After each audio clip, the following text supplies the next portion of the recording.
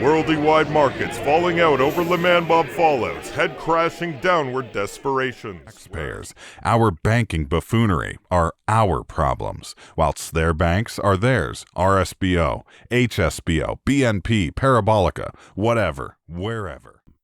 After no doubt, many of you having endured some of my wildly aspirin-optimistic, supposedly pre-production, humo-mechanica-sized, shiny robotized content.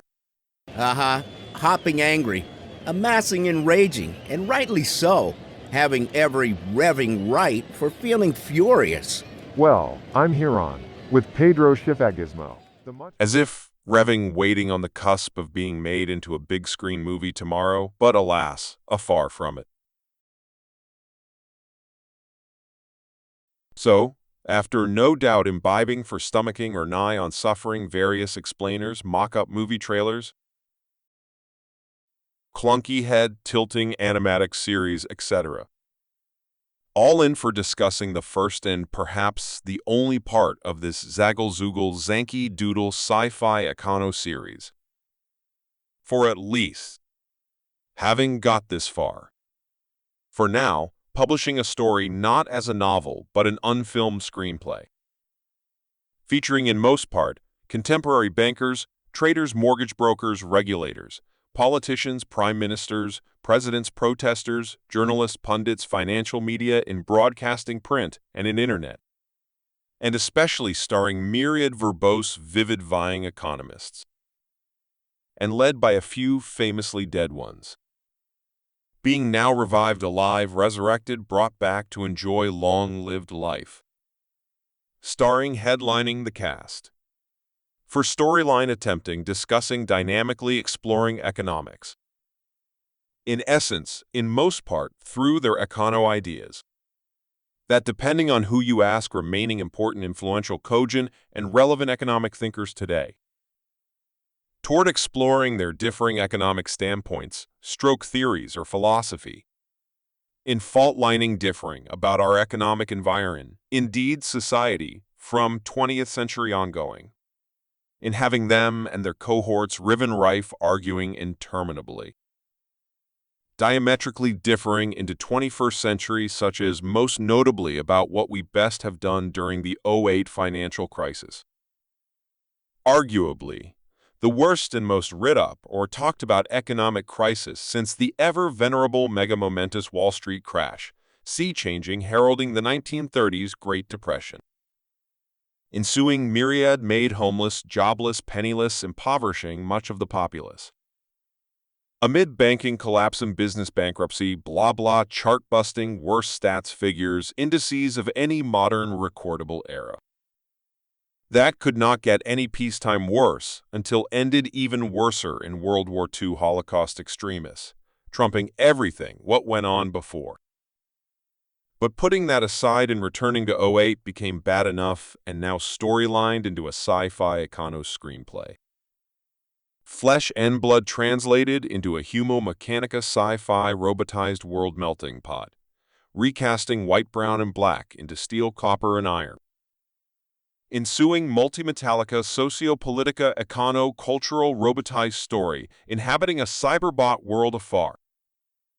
But putting aside the metal and the cyber lexicon, the actual events and the characters, and the economics core econo aggro still remains reasonably recognizably close enough to our world to hopefully still resonate with us. For empathizing with the story unfurling events befalling, affecting characters into arguing, hopefully enabling exploring the financial crisis that exploded upon us all in '08, which most of us can still no doubt sorely recall.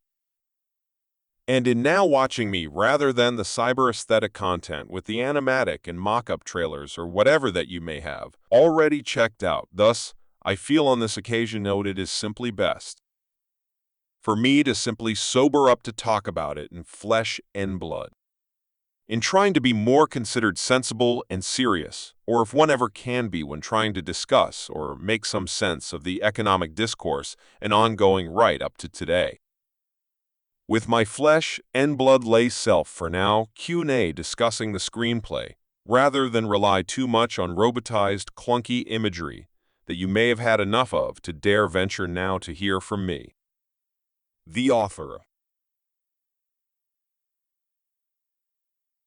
Where did you get the idea to write the first part of this Zaggle Zooogle Zankeedoodle series?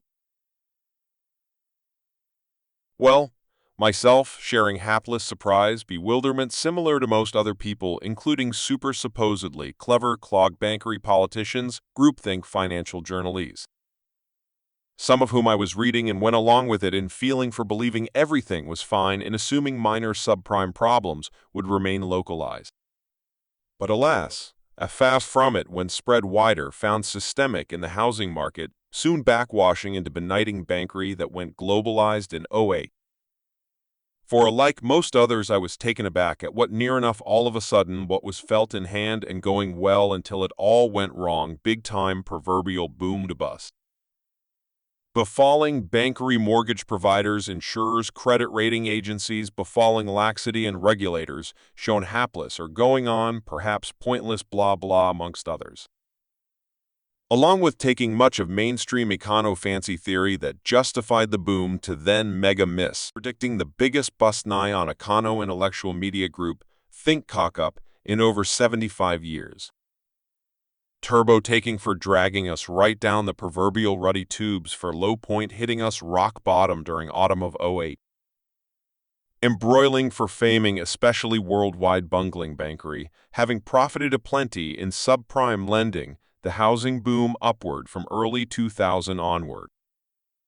In cahoots with mortgagers, brokers, credit rating agencies, insurers, and others, each collecting fat fees feeding upward, engorging in the lucrative, ever-escalating securitization process, essentially enabling banks, especially lucratively profit for lending money to subprime house buyers who, after their introductory teaser rates lapsed, could no longer afford the mortgage repayments. Being dubbed NIMBY in relying solely on housing prices going upward. And much of this underpinned, justified, misunderstood, or overlooked by too much mainstream econo theory stroke mindset.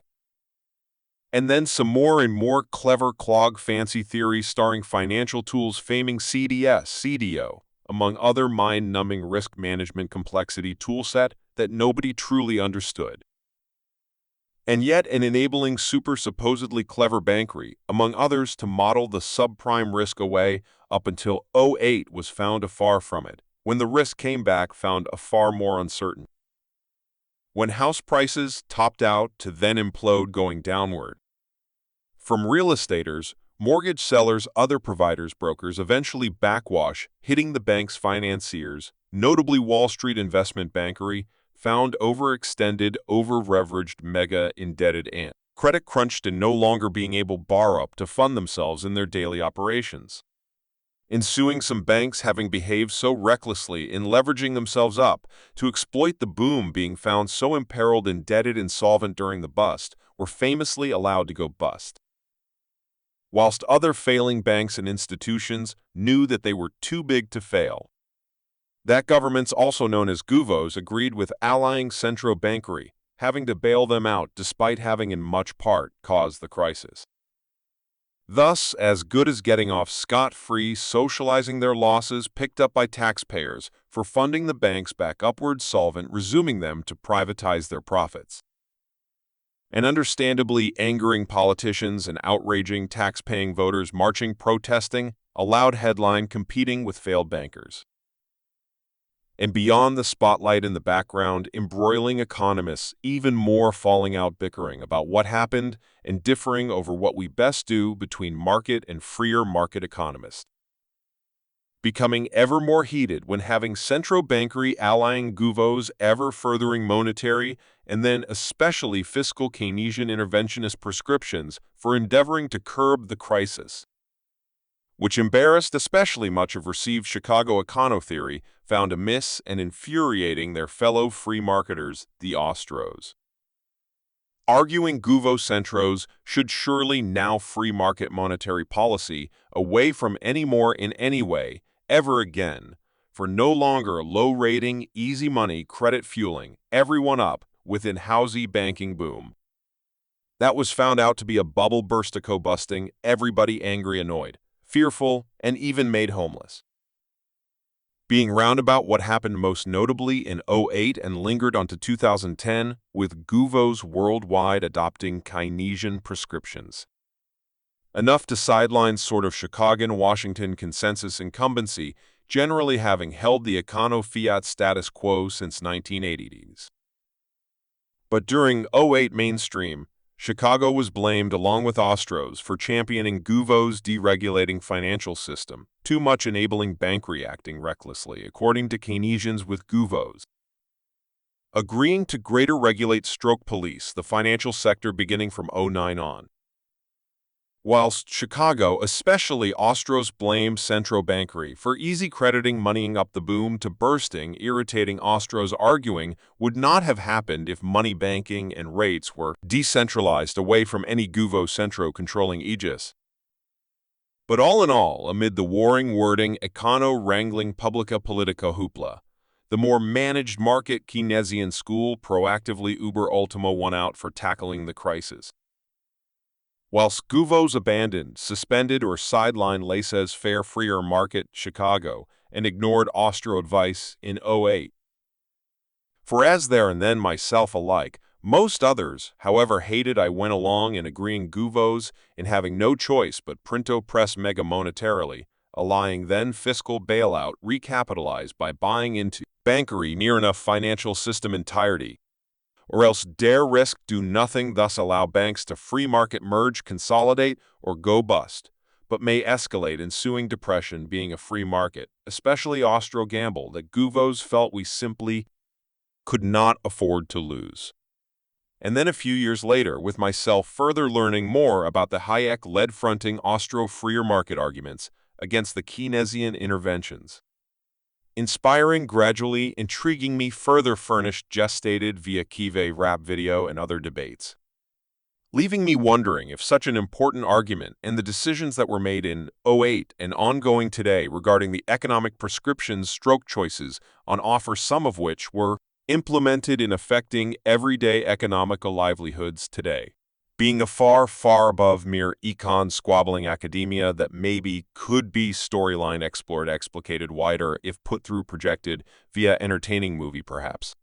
For mainstream presenting, trying somehow explore the often complex, long-standing but still relevant arguments stroke econopositions between Keynes, Hayek, including Milton, fronting their respective ongoing supportive mob or indeed schools of economic thought and deep-felt tradition that I have not invented, but merely perhaps sci-fi finessed, exaggerated, amplified in trying to be made more everyday, resonant, interesting, on point, and exciting enough for somehow storyline, allowing enabling the audience invited to judge who they economically prefer between Keynes fronting Keynesianism, Hayek fronting Ostros, also known as Austrians, and Milton fronting Chicago. Thus being left up to you, the viewing audience, to decide rather than be storyline told what to think or whose stroke, which economics you should favor. For economics be the theme, but deciding what type or what school of economics you prefer is storyline left up to you, the onlooking audience, or right now being anyone who reads the screenplay, as is not a film for viewing at the moment. Well, anyhow, for that be the grasping, aspiring noble, soliciting democratic ambition, or mayhap fitfully foolhardy aim of the movie, but still worthy trying since getting this far. Ergo, the only explosive fallouts is not of laser explosions, but of too much fancy econo theory found amiss enough to be made famous in '08. Thus, hereon intellectually ambitioning, however fallible, in attempting to engaging the mainstream audience every day, everywhere, if made movie. For if the story in finding a way, if it be written well enough, waiting film that dare maybe could matter for engaging especially tax-paying everyone about the various economic choices on offer, as we all somehow having to transact with one another, buying, selling, earning, spending, or saving, or investing, participating within the economy, whilst it is just econs, also known as economists who deep, felt, study, theorize, think, write, and argue about it. For over time, civilizations 2,000–3,000 years, in some form, an economic system, core economy, existed in serving us. and progressing us through leaps and bounds today, long before the jumped-up, somewhat accident-prone, albeit trying to be well-intentioned social science of economics, formally arose from 20th century. Having already had an economy before we had economists during these days for studying the extraordinary ongoing fluctuations of the economy. Serving us all brought together in most part transcending borders, religion, language, and custom for peacefully trading goods and services for our mutual benefit, a far better than warring trading bullets and bombs with each other. Having the market economy working wondrous enough to serve us all in providing the right goods in the right quantity, quality, price, and at the right time, such an extraordinary complex process if you think about it, but we take for granted without much thought. Unlike exercising enthralling economists fascinated in the economy for conceiving invariably competing, contesting theories about how the economy best works, and if storyline written back and forth to end throw seesawing explicating their competing arguments, but by the end, if balanced out, written well enough to hopefully elicit inviting weighing up an opinion out of the audience, perhaps one day, through visiting the cinema storyline invited to weigh up and decide upon some of the various economic arguments to choose from. And admittedly, the cinema may be an unconventional forum for such an ambition, but still could be valid in working out if the screenplay made movie writ well enough for engaging the everyday audience to care enough, or at least that be the idea anyway. How did you integrate Keynes' Hayek and Milton economic arguments into the storyline? In essence, free market, Milton and Hayek during '08 subprime crisis blames central banks far more than the deregulation of the banks within market, whilst for want of a better description, managed market Keynes switches the blame the other way around. In theorizing that markets are inherently imperfect, thus prone to fail, and when they markedly go awry, they need central core monetary, also fiscal interventions. Invariably to deficit spend into the economy to stimulate aggregate demand back up and only then cut back in surplus later on, thus completing Keynesian counter-cyclical, more regulated demand-managed market stewardship of the business cycle that forever preoccupies modern economics. Hence, in terms of policy making, justifying a greater role for in acknowledging some uncertainty which cannot be entirely securely modeled away, to be made certain through invariably nowadays too much relying on ergodic, closed-in, Chicago-type modeling, retorts Keynes. Whilst Hayek and Milton argue fail more than markets, which best left to free market amend itself, then enact Keynes, but Milton agrees central bank monetary intervention to amend the market more than Hayek.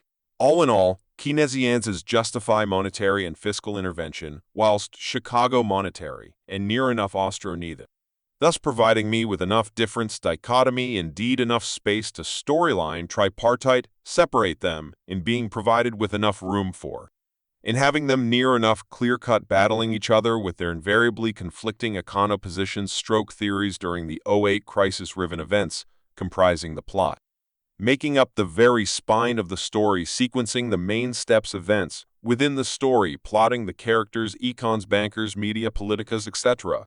Rising arc conflicted in arguing through the events of Bear Stearns, Fannie Mae, Freddie McLehman, AIG, and TARP, and then setting up the story thus far to be continued in the next part of the series, if of course I ever get that far.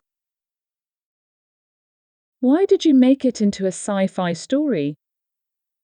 Well, if made of flesh and blood, allying their usual language, whilst preserving the overall story structure, it could still work as a film in reviving Keynes, Hayek, and Milton long live. And maybe one day I could naturalize it, do so. But in this case, and after all the pre-production work put into it, I feel I ought persist in going through the humomechanica robotized sci-fi more dynamic route.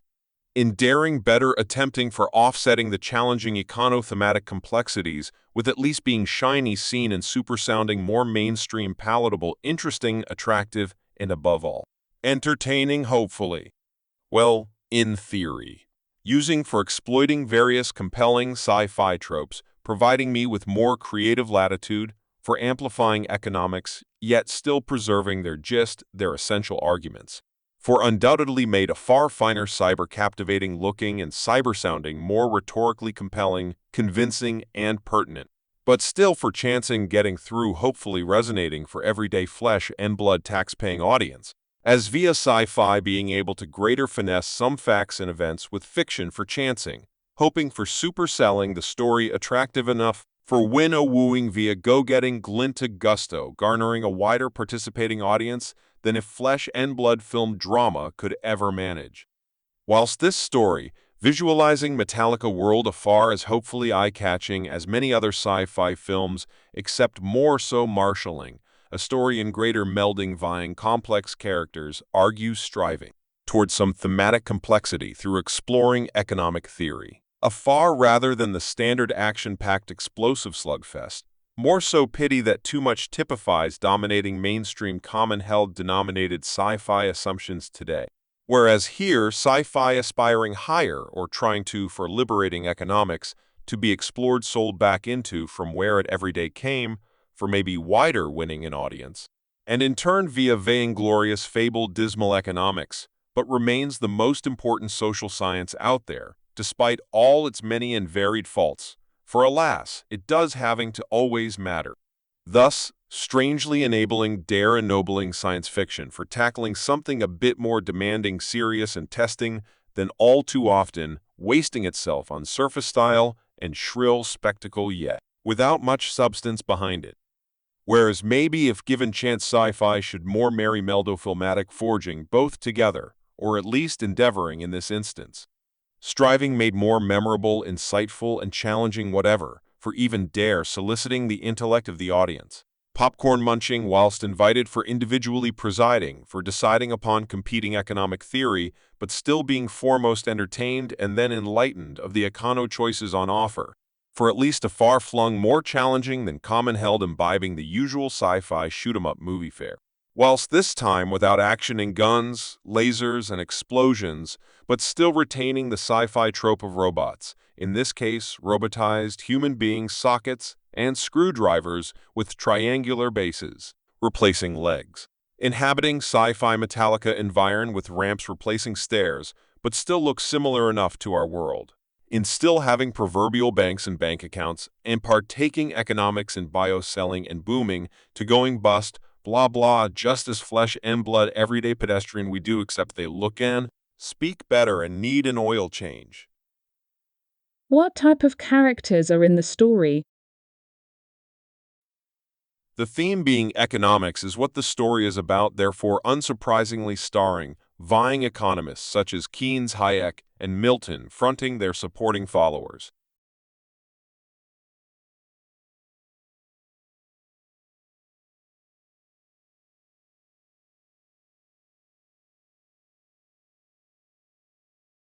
And other character groups, including public protesting annoyance and nosy media reporting to irritating everybody from central bankers, politicians, etc.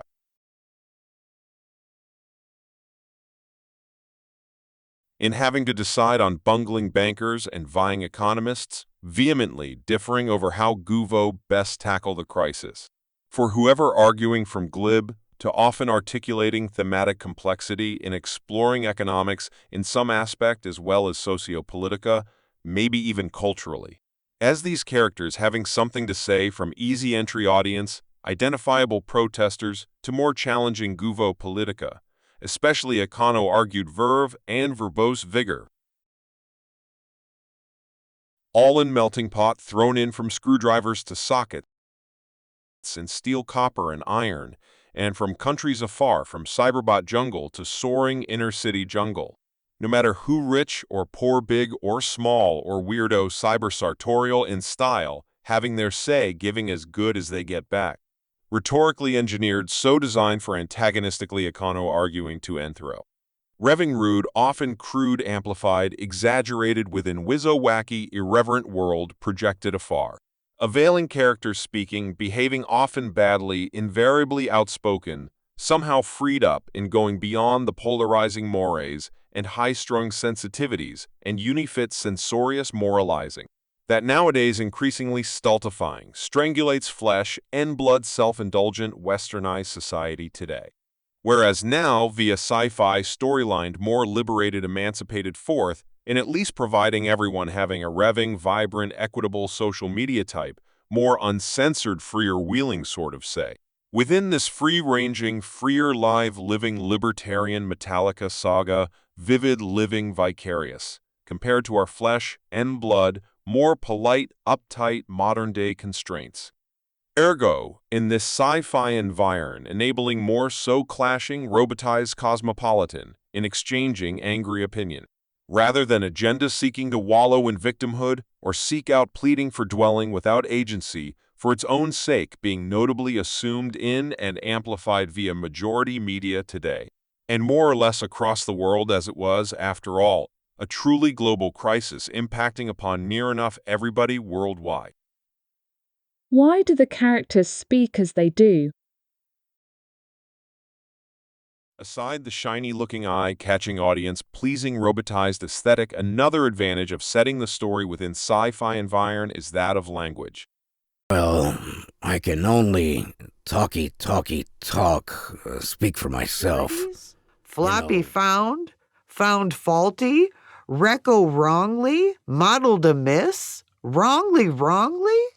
Enabling a far greater linguistic invention, dynamism, expressive style, and rhetorical power in how they speak and the whiz-bang words they use. And being already leveraged, uber ultimo, the upshot, you no longer have a bank, but bankruptcy, or else bought into via Guvo Gizmo, pulley punkian provision. Simmer seething, atop agreeing, naughty heady, feely felt, feely feeling, head along, hoppy, hoppity angry, like everyday Main Street, anger boggling, Wally Wallet Street, latest lunacy, after Bear Sternico, now doubling up on Frankie. However, doing aside, damn Yankee wrangling Zaggle Zoogling. You know, for if it was to let go, the everyday, economical ramifications are horrido huge. Vivid, volatile sounding machine, alluding onomatopoeia, percussive, near rhythmic sounding, more dynamic and compelling than our flesh and blood lexicon. But as an outsider looking in, or upon listening to myriad contemporary loquacious econs, waxing, lyrical talking, arguing, debating amongst each other and others speaking, as they invariably do, almost using a kind of an econo jargon shorthand lingo that they all understand, which I sort of drew influence from in writing their cyber dialogue, in trying somehow to project their econo speaking style and vocab, but pushed further by employing a sort of breezy mechano-lexicon built atop or onward from their words in what they mean. Having pull-a-punker inferring Bernanke Gartner adherence has undoubtedly worry-boggled Keenesclog among his Americanization cohorts, intro attemptico, rally rescuing pull-a-punker from his obstinacy.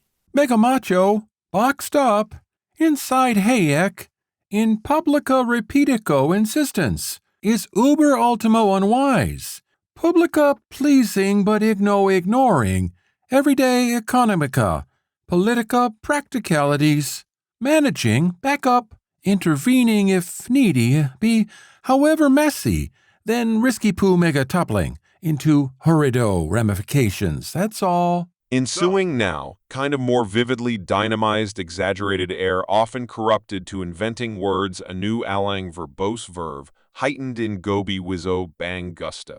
Sounding go getting free and easy flippant nigh on pop art, almost postmodern kitsch, alike 60s, capo cartooning. But not entirely throw away for its own stylistic sake, when their spoken words are still trained to meaningfully serve for discussing economics in some way. In super-sounding mellifluous, but still having meaning such as talky-floxing, talking losa-floping, losing vexo-ventilating, vexing, hurly wording, hurling words, speaky-floxing, speaking ramo, dangling, arguing, and many other invented words. Made at least nicer sounding, but serious satire, in still endeavoring for saying something substantive or meaningful with style and sounding good.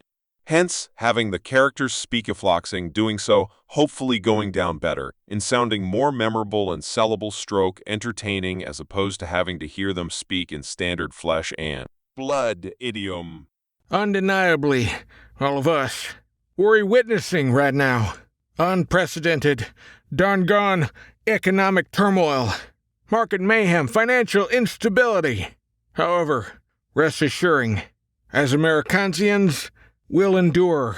As ever. For if the characters speak indeed verily sound interesting enough, then it may suffice than the audience having to comprehend every single econo exactitude about their particular well-homed theory.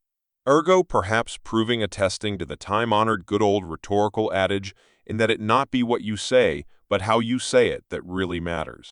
Or maybe I'd like to improve on that in that it can be what you say, but it still be more so in how you say it, hence helping out economics and made at least nicer sounding, more palatable when going down-stomached by the audience.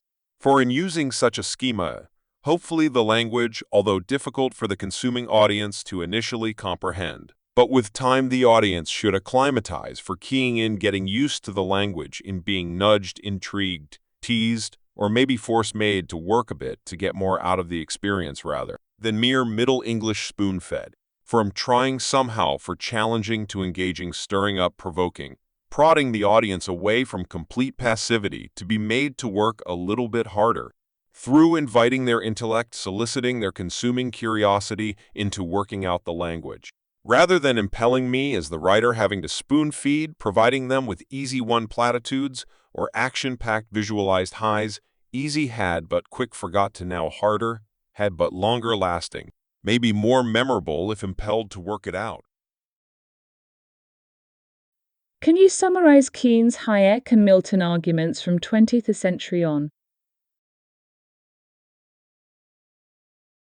Keynes, well-spoken, optimistic, Edwardian visionary, risking patronizing, paternalistic in offending our pluralistic democratic mores today, with everyone ever wanting having to have their say in their particular grievance. Whereas Keynes, well-born, reflective of his time, deep, felt in believing that he knows best. And if not always, he is still well-meaning, well-intended in his aims. In believing a more judicious activist Gouveau approach within the economy can go a long way for helping solve or stewarding away some of the worst excesses of market capitalism. Nor fully planned up collective socialist, nor unfettered free marketer, but residing in between, advocating monetary and fiscal intervention, allowing moderate, sensible rules, regulation, and safeguards where felt needed. Ergo, his well-intended interventionary economics, unlike freer marketers, far more enrolls a top-down policy prescriptive place for activist Gouveau. For attempting managing smooth out, reduce the upsy-downsy damaging swings, the peaks and troughs that are prone to the market economy in terms of the ever-omnipresent business cycle.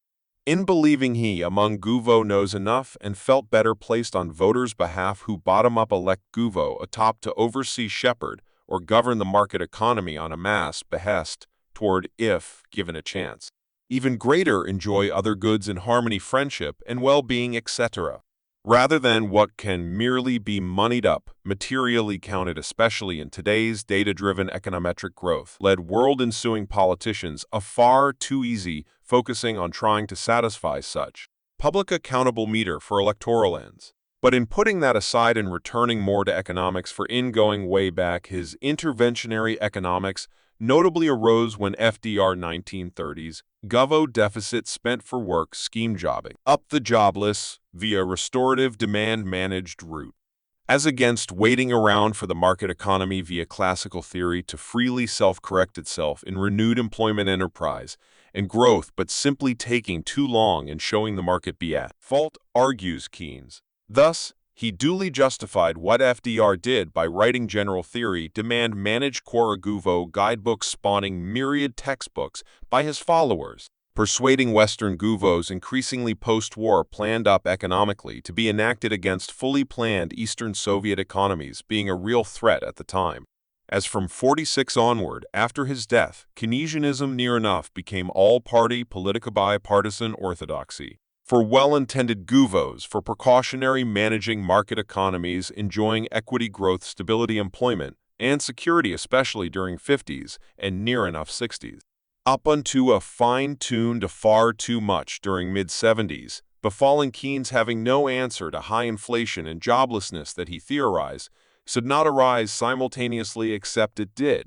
and near enough predicted by Milton, having not just come true, but he had a workable answer to addressing stagflation, with Guvos agreeing, thus ousting, or at least curving full-on demand, managed post-war Keynesianism era, with Guvos adopting Milton monetarism through controlling, trying to steady the growth in the money supply, and allying other supply-side measures, as opposed to demand-side Keno measures.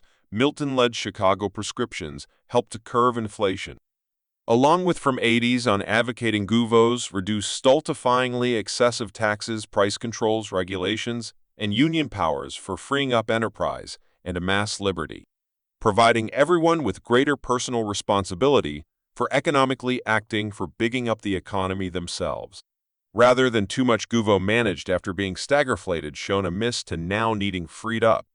Cutting taxes, rules, regulation, blah, blah, blah, blah, free market mutual eyewash that Hayek would agree with Milton. Politica involving Reagan and Thatcher in America and Britain, and cheerleading, persuading other Guvos worldwide for embracing freer markets. Forever more deregulating financial system, which Keynesians later on retorted that removing such sensible safeguards eventually enabled bankery at L to behave recklessly, badly busting us in '08. Whereas Hayek argues bankery feeding subprime house buyers were more so allowed to boomy bust us, thanks to being fueled by centro bankery, low-rating cheapo money providing excessive credit that ultimo bust us. So best now should free up monetary policy and banking rates, and money being the one free market route that Milton did not truly allow us to choose, argues Hayek. For in summary, during 20th century, having First Revolution, also known as First Revo Keynes, justifying Guvos away from following classical theory assumptions. Thus, via Keynes releasing Guvos from 30s onward, began running deficits when needed to spendo in providing stimulus in order to create eventually restored demand back up, then cut back in surplus. Ultimo adopting a more broadly interventionist approach, largely irrespective of politica Guvo leftward or rightward leaning. For embracing Keynesianism and soon becoming demand-managed orthodoxy until mid-70s, stagflated that second Revo. Milton answered with Guvos, agreeing to generally curving full-on Keynesianism, or perhaps what Keynesians truly still hanker for, albeit nowadays from '08 to recently justifying COVID clamors in 2020, enabling Guvos increasingly bigging up themselves in more regulation rules and spending during hue and cry crisis. For perhaps Keynes is near enough, or according to many, is almost fully back with us today in all intents and purposes. Ousting Milton and completely ignoring Hayek for and not having his third revolution realized to be ever needed to be in any way ousted. For that, in a 20th century historic hurried nutshell, is economically how it roundabout went between Keynes, Milton, and Hayek. Or perhaps, in melding them all together within a narrative for a screenplay, is how I writ it to see it if I am ever to get this entire multi-part economic saga into filmable possibility. In short, Keynesian managed market interventionistic revolution arising 30s onward that Hayek failed to thwart, leaving his more politica, practical, more doable fellow free marketer Milton to eventually curve Keynesian excesses from 80s on until '08 crisis and COVID. That Keynes appears to publica politica econo answer ever more today in 2023 at the expense of freer market Milton and Hayek arguments. Or in terms of their fabled free market econo schools, since '08 crisis it more embarrassed Chicago, whilst Guvos ignored Ostros, although they're accustomed to that, with both almost seemingly arguing these days how best to contain, tackle, or curve any more Keynesian resurgence.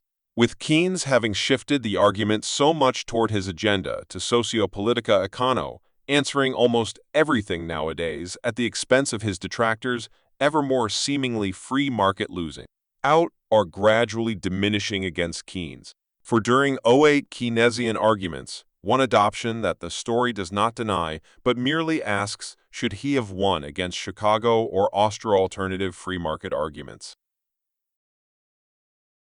Can you summarize their competing arguments a little further? Now, in further comparing their competing contesting positions during '08 crisis as storylines so, Regarding Keynes proactively answering the '08 crisis with him justifying Guvo Centro Printo pressing monetarily, liquefying for lifelining bankery, away from completely Cinco collapsing, which, quantity theory, Milton would agree. But disagrees Guvo fiscally notably in U.S. and Tarpo buying into bankery, which Keynes argues is needed to recapitalize bankery back up confident enough to begin resuming lending outward for unfreezing the credit market's core financial entirety away from depressed, with the fragile economy now steered managed into the Great Recession through Guvo's following Keynesian prescriptions, arguing or inferring that they save the world with everyone still having a bank account with something in it. While storyline Hayek argues notably in U.S. Guvo should nor monetary, nor then fiscal bailout particularly Wall Street bankery thus best left go bust or merge to sort themselves out, as their downgoing would not affect a majority of Main Street bankery being far less exposed to subprime mortgage toxicity, argues Hayek, whereas Keynes insists that all bankery ought be helped out, including depositor-insured Main Street banks, implying Guvo's had no choice but bail the banks out away from risking us redoing the Great Depression into Mark II. And Ostros warned that all the centro money printing would upward inflation, and yet increased official figured inflation never recordable arose. As the printo pressed centro money that was given to the banks was hoarded hung onto by the banks, in preferring to repair their balance sheets rather than lent outward. Ergo money via verily massive liquidity via centros was being print-oppressed, created but not lent outward enough to spendo stimulo us wider back upward. Thus, so-called liquidity trapped with monetary measures becoming less effective, leaving Keynesians felt empowered ever more justified, emboldened in reasoning. Govos had to then more so fiscally tarpo, buy into the banks. In taking equity stakes in them, recapitalized to be made confident enough to resume lending/banking business into gradually restoring the financial banking and credit system back up. And dare venture say, maybe some Ostros in Chicago would more support these full-on Keynesian interventions if Guvos would then truly cut back in calmer times as much as they deficit spent out during the crisis. For in practice, governments indeed Guvos never fully reduce their spending to pre-crisis levels, thus ratchet effects upward bigger Guvo enlarged ultimo indebting taken from a mass econo liberty. And soon forgetting what econo freedoms are lost, stresses Hayek especially quick and justified by Keynes during a crisis. Inherently a far more keen for answering the hue and cry clamors with his more preemptive, precautionary short-term approach. And yet, in many ways, near enough sort of agreeing in the long run that many market-riven crises can amend themselves, but simply taking too long and too damaging to get there. Ergo, he greater justifies activist Guvo to jump in reasoning being a far better place to knowing what best do, or at least try, than do nothing. Whilst free market Milton, and more so Hayek argue best, allow the market to correct itself than top-down, told stroke directed where scarce resources should go. Rather than having land labor capital being any more misdirected thanks to Guvo core centro bankery being always the problem, thus is not the solution, stresses Hayek allying Milton. Whilst Keynes blames Hayek and Milton's deregulated free market mantras, which from 80s on Guvos pursued excessively taken too far, such as abolishing Glass-Steagall freeing up bankery for recklessly taking on too much risk, according to Keynes. Whereas Milton and Hayek argue regulation via myriad agencies, already still remaining but still failed to control/police the market in being shown impossible. Thus, best truly fully allow the market regulate itself, such as even abolish depositor insurance. As high street banks took excessive risks in knowing they would be bailed out by Guvo, whilst if fully decentralized freed up, they would be disciplined by the market in offering a better monetary product. A product indeed, a good or service, just like any other business has to offer, and if not worthy enough, will go bust. For the financial system regarding the government for being halfway on the hook is still being on the hook, insists Hayek. Now, in further regards to politics, which all economists somehow have to treat with proactive Keynes, always enjoys proffering a solution, notably when crisis calls. being ever ready to answer through justifying Guvo involvement, invariably expanding, bigging up their reach, power, and remit. Whilst Guvo, hating Milton and Hayek, are suspicious of engaging government being already big enough within voters' lives according to them. For during a crisis that politicus feel publica, pressured must address Keynes is always there with an answer and having greater confidence in Guvo ability, unlike Hayek or Milton believing Guvo always makes matters worse. And no doubt, I could drone on in greater length, depth, and detail, but that be the econo aggro gist. The salient veritable essence of how I storyline characterize some of their most important differences or points of separation between them, most notably betwixt Keynes versus Milton and Hayek, as both free market brands agree toward less govo taxes, public sector blah blah. Ergo, agreeing in the free market direction of travel but disagree how best get there, methodologically differing in the way they do economics. And most notably storyline highlighted in their schism over monetary policy involving money banking and rates, which Ostros argue ought best free market determined rather than Guvo fiat centro, decided by using Chicago aggregated framework being sort of inherited from Keynes that data-driven Chicago empirically sort of works within, with Milton implying that Chicago is the only doable political option, unlike abandoning, transitioning, or restricting Guvo centro monetary policy with any third Revo Ostro alternative as storyline, such as regolding fiat money, decentralizing banking, also known as free banking, or replacing fiat money core entire monetary system with Bitcoin. And increasingly nowadays having got this far with the seemingly unbreakable burgeoning free market-proven Bitcoin technology since 2009. That even established central bankery and regulators and most politicians worldwide, having progressed from denial or doubting to now affirm Bitcoin be a digital asset than mere Ponzi scheme, and no doubt pleasing its advocates, nor wanting or willing to start all over again, as for sure as no other crypto alternative currency would suffice for them with Bitcoin free market emerging having got this far. For whether liked or not, Bitcoin appears to persist ever hardening, attesting its function as money, albeit at present insignificant in volume or usage against the established fiat currency monetary system. As for its many Austro-libertarian-leaning advocates, whatever other alternative crypto argument stroke permutation is put to them, for they argue that other cryptocurrencies fail due to being shams, being controllable via their founders, unlike the now seen as enduring digital asset of Bitcoin, having no owners but users, and is beginning above being unnecessarily associated, compared, or conflated with the other cryptos, which appear to be pump and dump con tricks or some other worthless sham, whilst Bitcoin seemingly strengthens, enjoying some underlying proven, tested, yet still volatile value.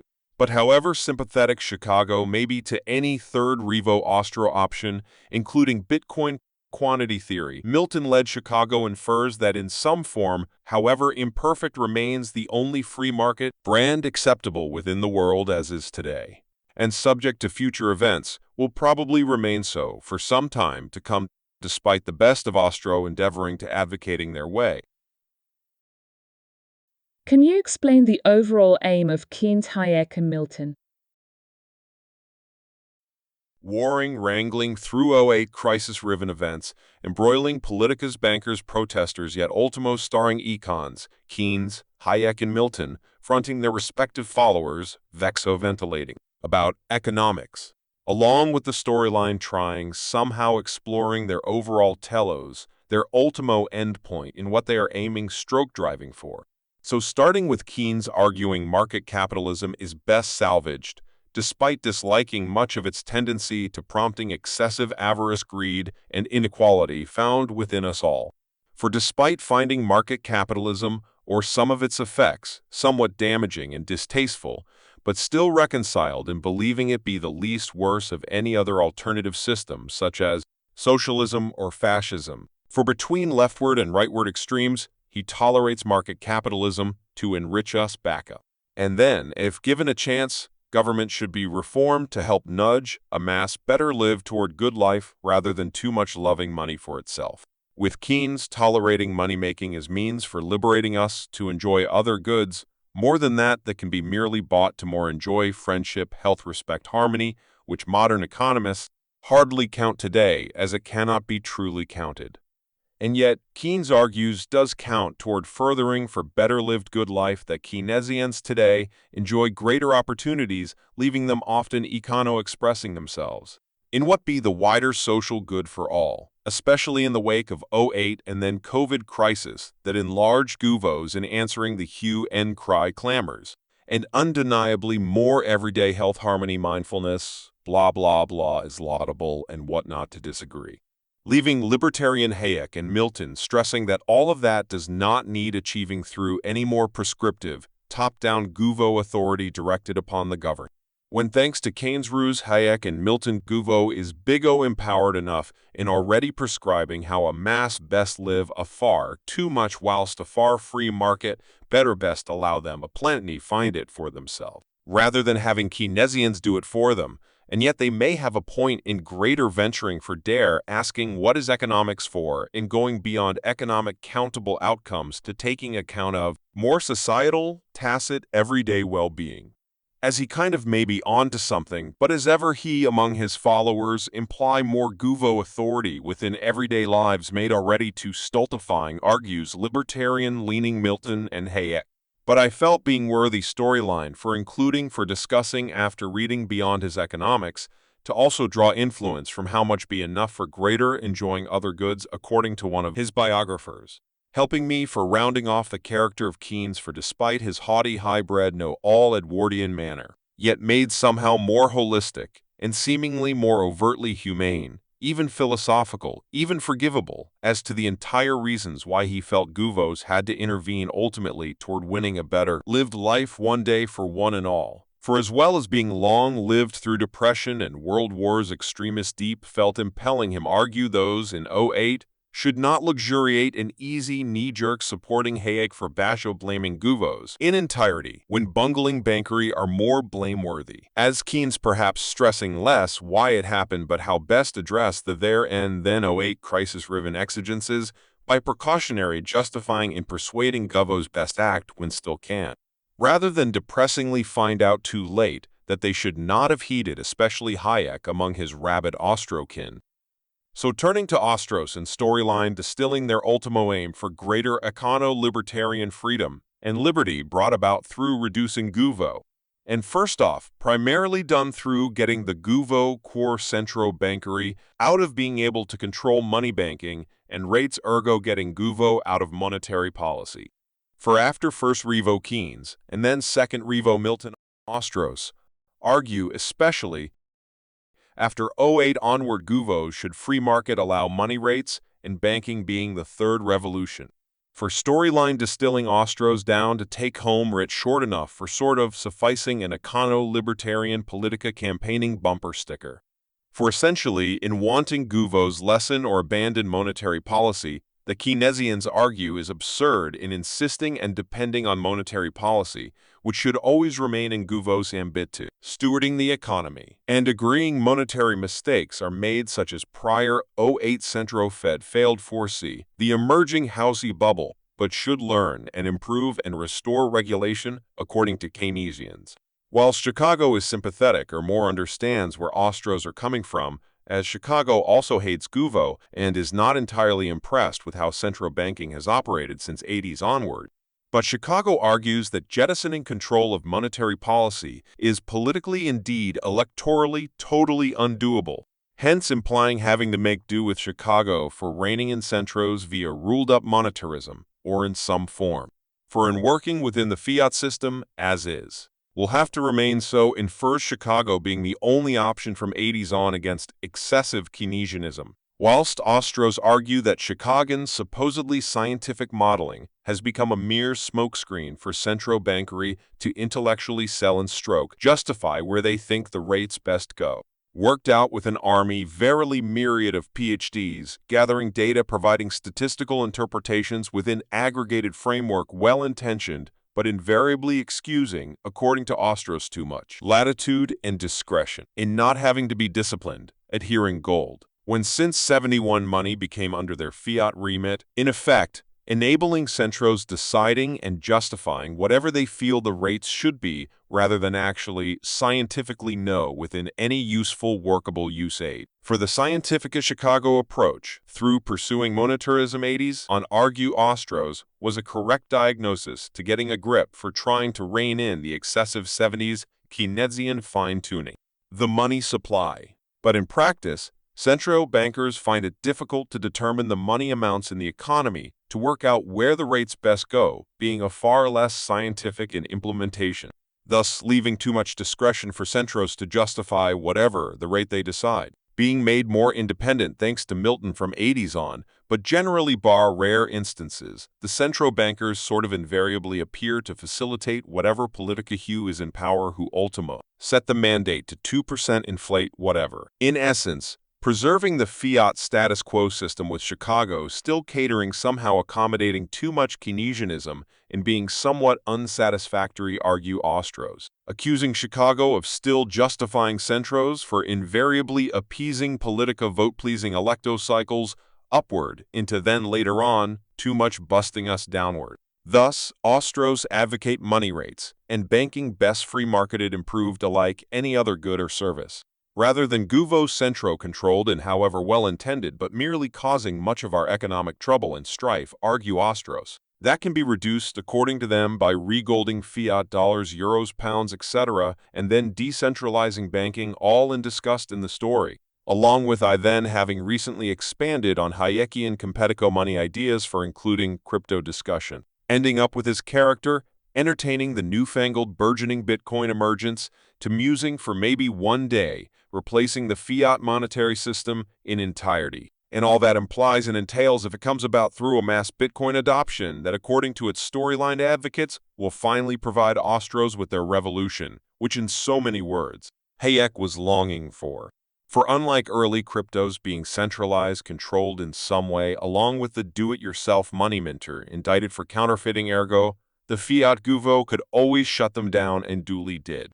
Unlike the entirely decentralized Bitcoin being everywhere and yet nowhere available for everybody serving users but denying abusers. In essence, remaining independent moreover, seemingly immune from the controlling designs or machinations of any corporo financial institution or Guvo agency or authority, nor matter how clever conniving, ravenous in intention. For in spite of the extraordinary efforts, indeed industry involving much financial largesse deployed resources, brain power, and much else often allying its myriad decriers.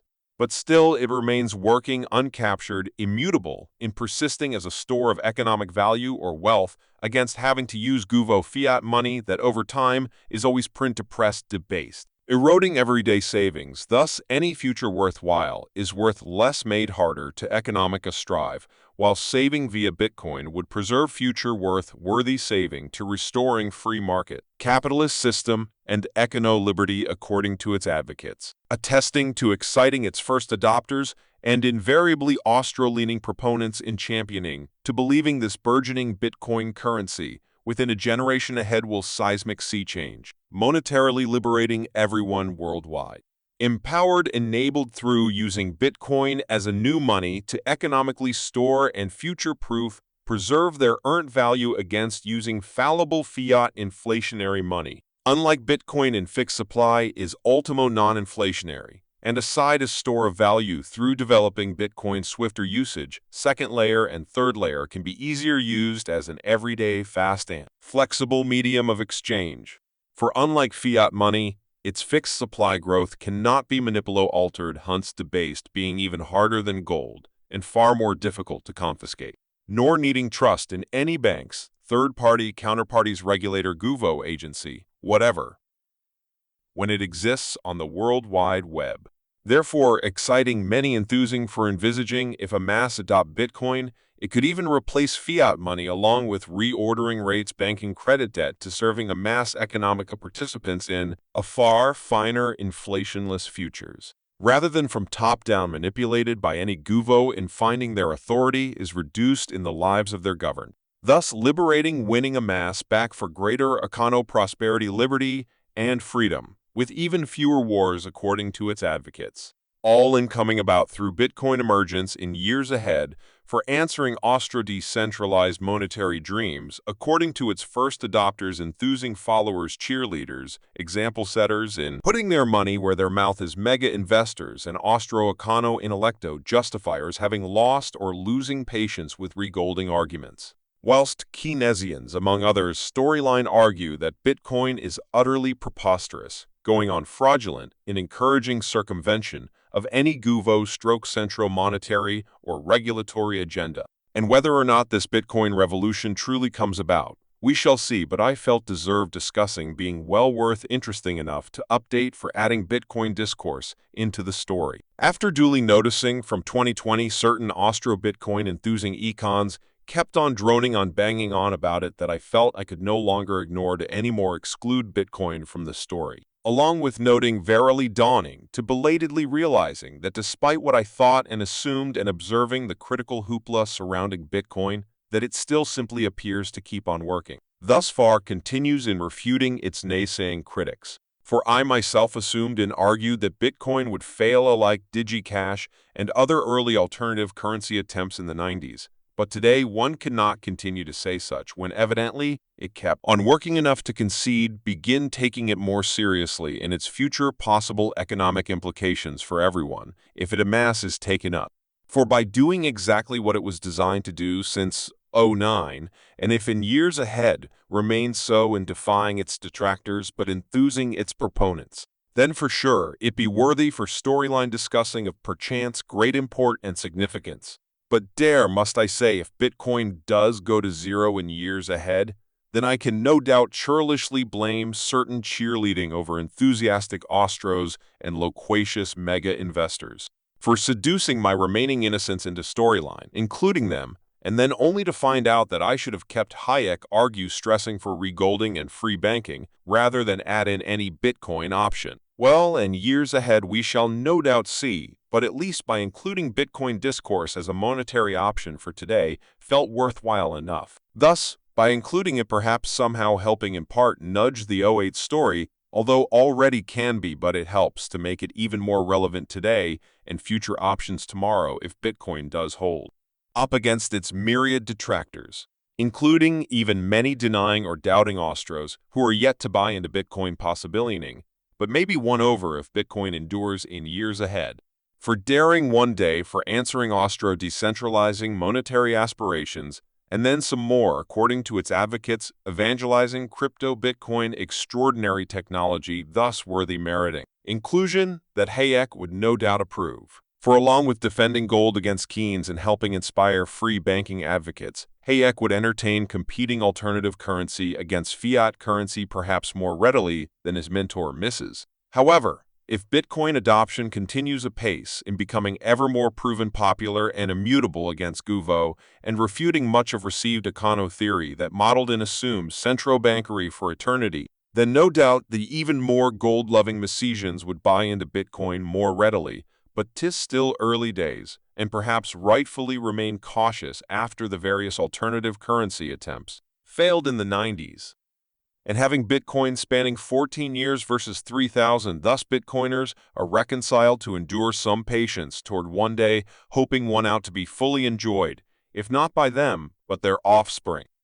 But not right now in having to concede regolding and then free banking as the only doable third revo options, and then Bitcoin futures, if it holds up, which in the long term its Austro detractors would probably countenance, especially if regolding fiat remains unlikely. And although fledgling in market take-up and usage compared to fiat dollars, sterling, euros, etc., unlike third revo regolding, tiny Bitcoin does not need Guvo implementation. When already Bitcoin is actually working right now, existing enduring as a slow, clunky, but functionally secure, nascent, esoteric, borderless, monetary alternative in essentially circumventing present-day worldwide established fiat central monetary status quo.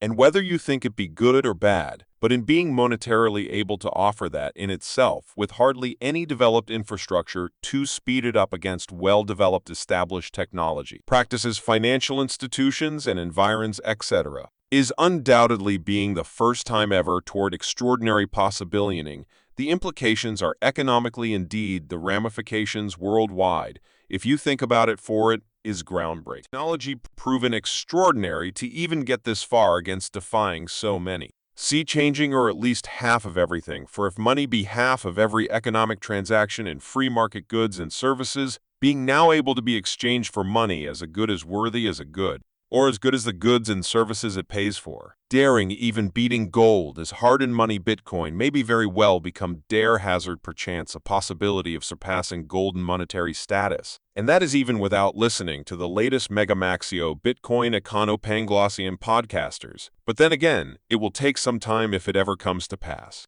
For in regards to Bitcoin adoption right now, in putting its sub-trillion dollar worth having no economic sway compared to worldwide dollar terms, enjoying 350 trillion in property, 300 in bonds, 100 in equities, and 11 in gold, all in amongst other stuff, maybe over $900 trillion of wealth in the world.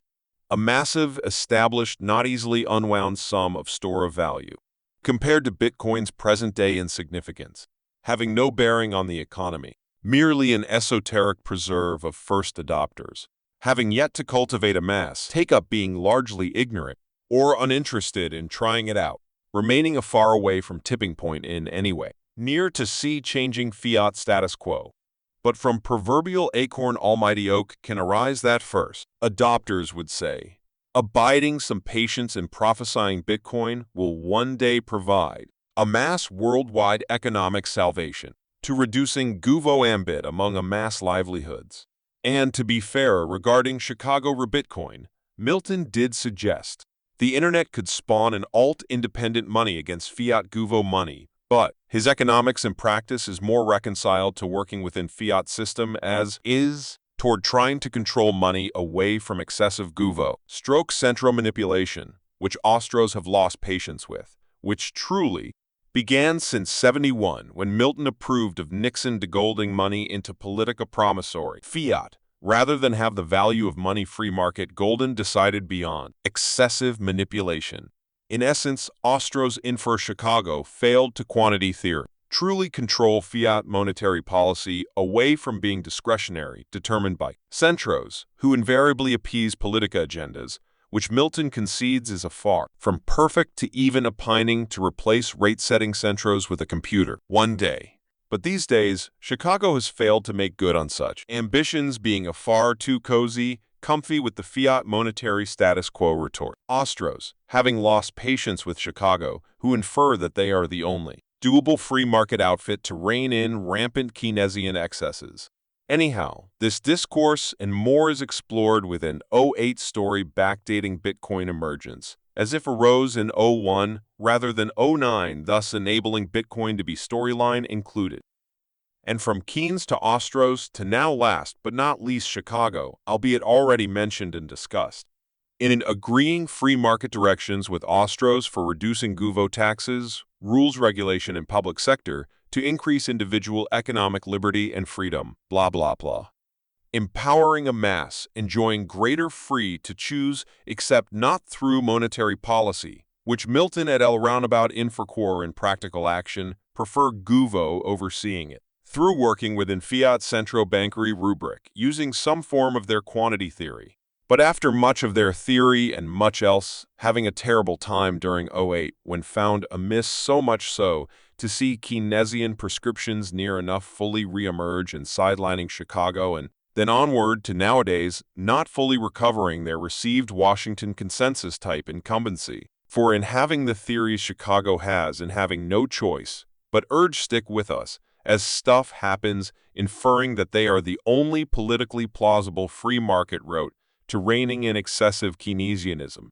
But irritating Ostros arguing Chicago merely upholds the fiat status quo, via nowadays, risking seen as a visionless mega-mathematized bunch of technocrats, spearheading majority mainstream free market groupthink, in trying to populate or influence gouvo against Keynesian resurgence, than in any way articulate a greater vision, or these days, it often doesn't seem so, unless you're good at maths, retort Ostros. Increasingly arguing Chicago, notably since '08, have done a terrible job at supposedly reining in Keynesian insurgency. irking Ostros, arguing it be their third revo turn for tackling Keynes than relying anymore on Chicago.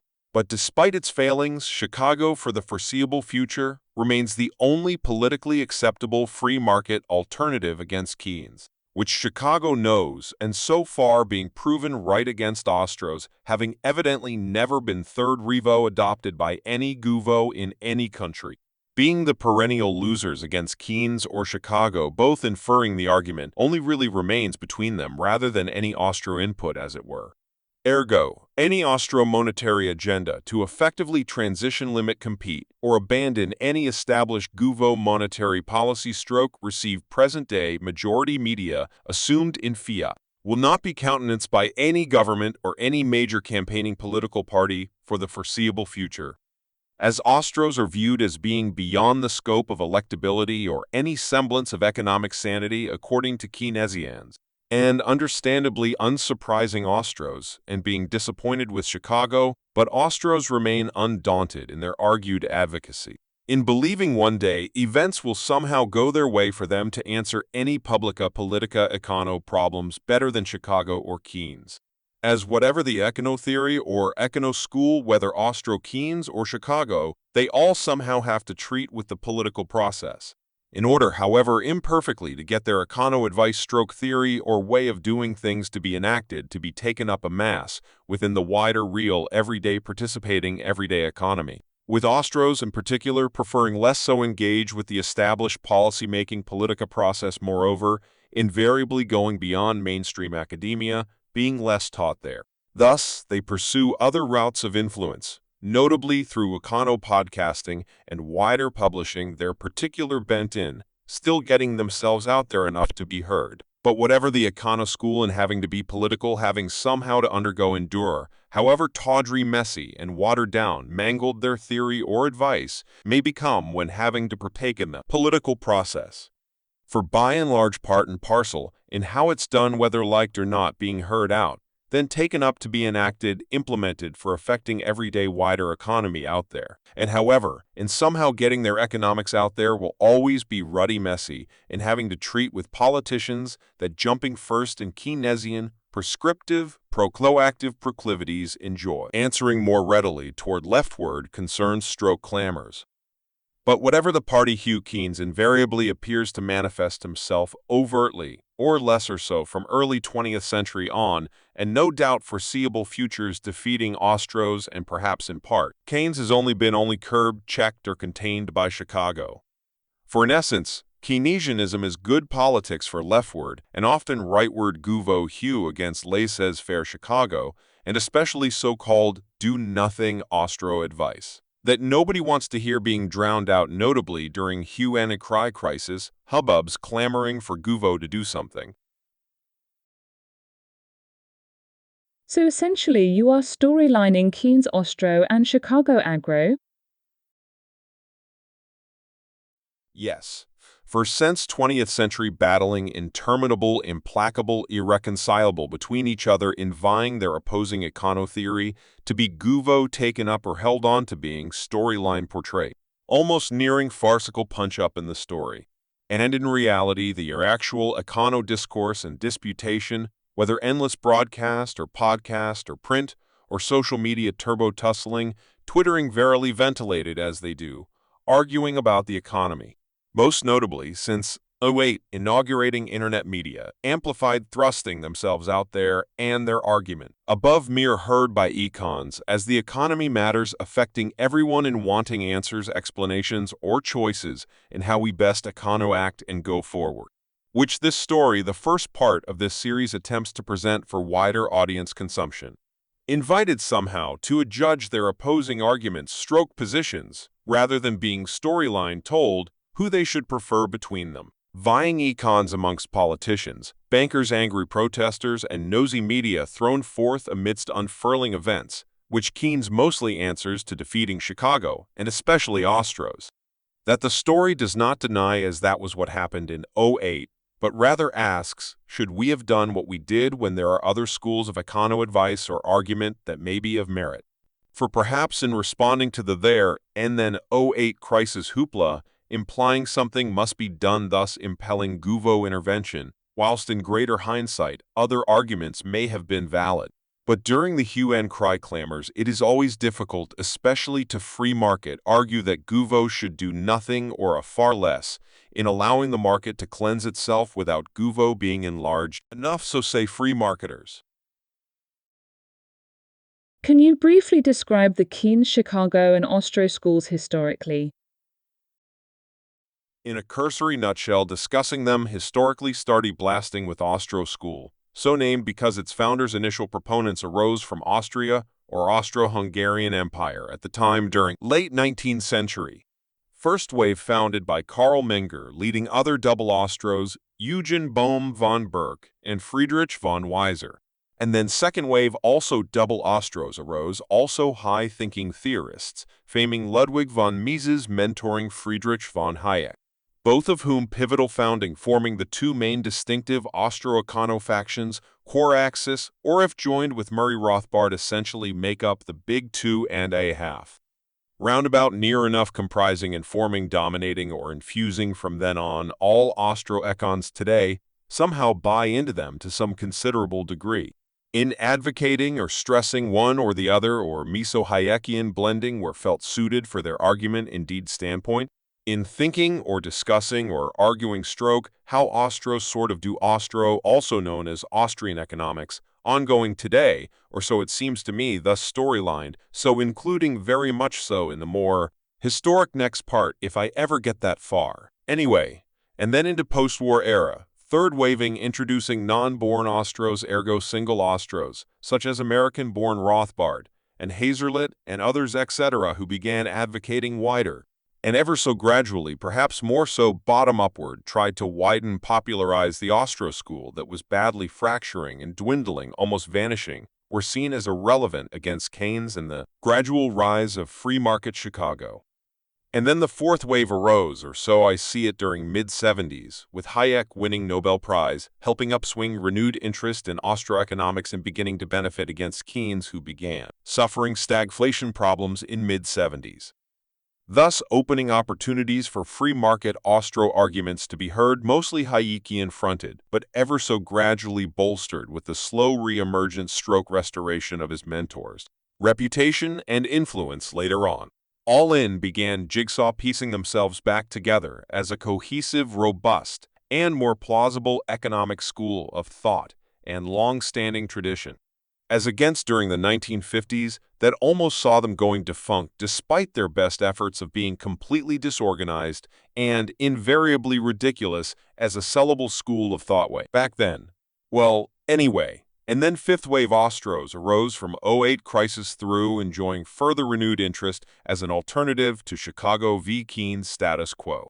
With Ostros, although smaller, somehow disproportionately benefiting from using social media, internet, etc., enabling them not getting heated, but at least wider heard against their bigger rivals.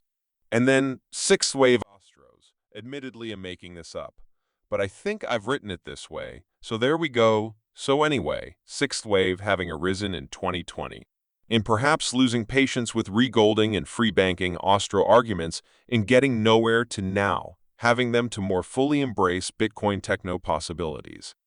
And although fledgling, wanting to win their forebears for enjoying using third Revo Bitcoin monetary system for replacing the fiat monetary system, youthful, ambitious, and opportunistic, keener to do it themselves via developing Bitcoin infrastructure apace toward forging Austro-libertarian econo futures one day without asking too much of Guvo, being already big enough as it is according to them. So describing Ostros as waves building atop each other, forming to envisaging an almighty accumulation to eventually crash, verily smashing over the fiat status quo, undoubtedly is an ambitious, colorful, and exciting telos that the smaller outsiders painting themselves as anti-establishment, Ostro school, in having a vision, is increasingly keen and finding it fruitful to sort of bottom-upward cultivate wider interest in such a way, or well, that's how I've storylined it anyway, especially in the first part. Having Ostros trying forth pitching themselves for answering, for cutting back the seemingly ever-growing Guvo that enlarges itself at the expense of the governed, is no doubt what they would say. Austro-econo, libertarian-loving, but as attractive as this may seem, having way back from 1930s, Hayek fronting Ostros failed to thwart Keynes. And then having free market, Milton Guvo chosen to curve Keynes later on. All in all, it remains a far away from what Ostros want and long for, especially since '08 in increasingly believing it be their turn, which Keynesians insist will never happen, accusing Ostros of being irrelevant and ridiculous alike, delusional straw-clutching puddle. From first wave, seen as quite significant and useful to wider economics, but second waving then gradually diminishing to sixth waving rippling and going nowhere, according to Keynesians arguing Ostros, are becoming utterly preposterous, with many of them lauding Bitcoin as their salvation. And if not Bitcoin, then re-golding, for if Guvos do resume gold standard money, then it would slow Bitcoin adoption but ultimo not prevent its progress, according to its advocates having lost all faith in any Guvo commitment or promises to greater monetary rectitude, transparency, or trust. That by now may be not won back, especially when Bitcoiners have Bitcoin arguing that it even betters gold, as Bitcoin is harder to confiscate and is even harder as money, which says a great deal in their faith for Bitcoin against almighty gold. Being the historic Austro monetary staple now being challenged, but is yet far away from being displaced by the jumped-up upstart, still fledgling phenomenon of Bitcoin that excites many Austros. And in summary, against the bigger, more popular, patronized, and influential schools of econo thought, the tighter-knit Austros still endure, remaining undaunted in believing one day will somehow be their day. And with present-day dissatisfactions with the current econo macro-fiat status quo, the Austros will no doubt prosper as a reasonably sizable econo alternative to be heard. But advocating for effectively abolishing or limiting monetary policy will not be mainstream politica pursued, or in any way anytime soon, but undoubtedly they're ever busy and industrious in trying to change this. And turning to Free Market Chicago School, founded by Frank Knight in 1950s, overseeing James Buchanan founding public choice theory, George Stigler price theory, and most famously Milton Friedman advocating monetarism, and mentoring his protege Robert Lucas faming rational expectations, allying Eugene Fama of efficient market hypothesis, and many others. Being good at maths, enjoying data-driven econometric empiricism, persuading Guvos from '80s on embracing freer markets through monetarism for controlling the economy via steadying the growth in the money supply rather than excessive Keynesian monetary and fiscal interventions. The biggest, the most powerful, influential, prestigious, super hothouse free market school, sort of catch-all spearheading freshwater econo-free market universities in America, with Chicago leading the pack, spawning the Guvo-Washington consensus worldview, from '80s onward, wider adopted by myriad Guvos worldwide. And although faltering nowadays from Keynesian resurgence, '08 onward Chicago still remains prominent, persuasive toward Guvo, especially rightward politicas in preferring free market prescriptions whilst retaining fiat monetary control. Hence, Chicago having far more sway and influence in Washington or most other capitals than motley Austros, who hate politicians even more. But perhaps, in part, Chicago's politica take-up and success against unadopted Austros is down to their different methodological approaches in how they do economics. With Chicago pursuing economics in terms of scarce resources that can be recorded, quantified as data, analyzed as empirical evidence to determine where resources are best allocated in the economy, enabling them to study their effects in terms of their policy prescriptions, alike scientists in a lab, optimizing their theory, played out, tested in the economy to be proved, disproved, or improved by data-driven, empirical, evidential feedback.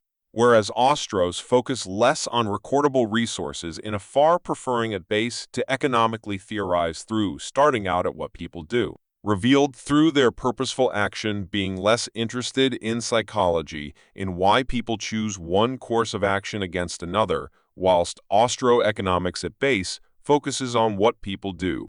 And by so doing, they demonstrate their preference through their purposeful action, ergo anything that happens in the economy is ultimo down to people acting, so say Austros. Ergo, arising from people's subjective preferences, but we cannot really measure or record such in any meaningful way, insist Austros, especially Mrs. Thus, at base, theorizing prices for goods and services are ultimo determined through subjective preferences as opposed to what it costs to produce them. that Chicago and Keynes far more assumes into. Count it up. So according to Ostros, if we cannot determine what people's subjective preferences in valuing things are, ergo, we cannot count them to empirically data-driven analyze through perhaps, especially Chicago. Aggregated modeling. Thus, Ostros insists that economics cannot be really toward too much aping a hardened, proven scientific method. And when attempting and applying so much of a scientific mindset onto 20th century and ongoing today, the economy invariably continues to refute, disappoint, or humble mainstream more scientifically, especially in macroeconomic modeling, that even its advocates in every econ would agree that macroeconomics is not entirely indeed far from satisfactory, nor mere right now, but since it began, described as being one car crash after another. For certainly macroeconomics remains alike, much else is an area of some disputation, in remaining some way away from producing or getting usefully closer toward the dependable outcomes and progress that a recognizably proper hardened science can comfortably reputationally enjoy within society. But in knowing economics be important, everybody would wish it could be perhaps never as good but at least adequate toward a science in terms of its results. But for now, we have to make do with what we've got in terms of contemporary economics. In at least enabling me storyline, arraying their competing arguments for discussing how best we econo go forward. And perhaps regarding Ostros versus mainstream Keynes, and especially Chicago, it be all too easy to imply Ostros are the solution just because they have never been adopted by Guvos in that Ostros cannot be blamed for much of 20th century and ongoing upsy-downsy economics nowadays, but that does not necessarily mean it be their turn, as their detractors blame them for luxuriating in their mathless, non-empirical theory that cannot be truly refuted or tested, unlike, say, Chicago, being at least somehow held to greater account, as well as however fallible yet going some way to persuading politicas to implement their econo advice when backed up with empirical data, which the Ostros are less willing to pursue, being often derided as mere protest or an irrelevant mindset, rather than a doable, implementable solution, as perhaps needs greater empirical evidence to greater persuade politica adoption within the world as is today, being not how Ostros want it, but socio-econo publica politica how it is. And in so many words, however sympathetic to them, Chicago has evidently shown so far, irrespective of their merits, that they are the only free market brand that can realistically counter Keynes at the moment, and moreover, Chicago, along with Keynesian econo theory, is more taught throughout mainstream schools, universities, and other institutions. Whilst Austro-econo theory that at base rejects mathematical empirical modeling is not seen to have great relevance as a means to persuade politicians of its merits in addressing the econo problems of today. As the political world made up as is prefers data-driven econo rubric, being more sellable to voters' concerns, which Austro theory far less accommodates compared to mainstream Keynes or Chicago economic prescriptions. Ergo, having Hayek 1980s advising Thatcher-Reagan to near enough abandon fatal conceded interest rate setting monetary policy, but the politicians wanted to retain control of such and so, preferred to pursue more, so Milton prescriptions, in working within the fiat system, but still ensuing a great deal of free market outcomes, but fell short of what Hayek and his Austro mob really desire in wanting to wrestle control of monetary policy. Away from Guvo Quoricentro, bankery leaving rates banking and money to be free market decided, which Guvos have never bought into, thus marooning or consigning Ostros in proportion to their size to greater internet discourse and talking to themselves, allying, endeavoring to cultivate recruit wider support against the more established schools, or what Ostros perceive as fiat status quo that Guvos uphold. And yet Chicago agreeing with Ostros and wanting less Guvo, but Chicago infers through monetarism core some form of quantity theory. Thus, near enough retaining fiat money banking and rates being the only way in working within the system, as is insists Chicago. And way back since 1930s, Hayek was seen losing out to Keynes, and later on taught at Chicago and writing about limited Guvo beyond economics. But he still remained an inimitable product of the Austro school and moaning and groaning that he and Mrs. were not taken seriously by Chicago and wider free market economic circles.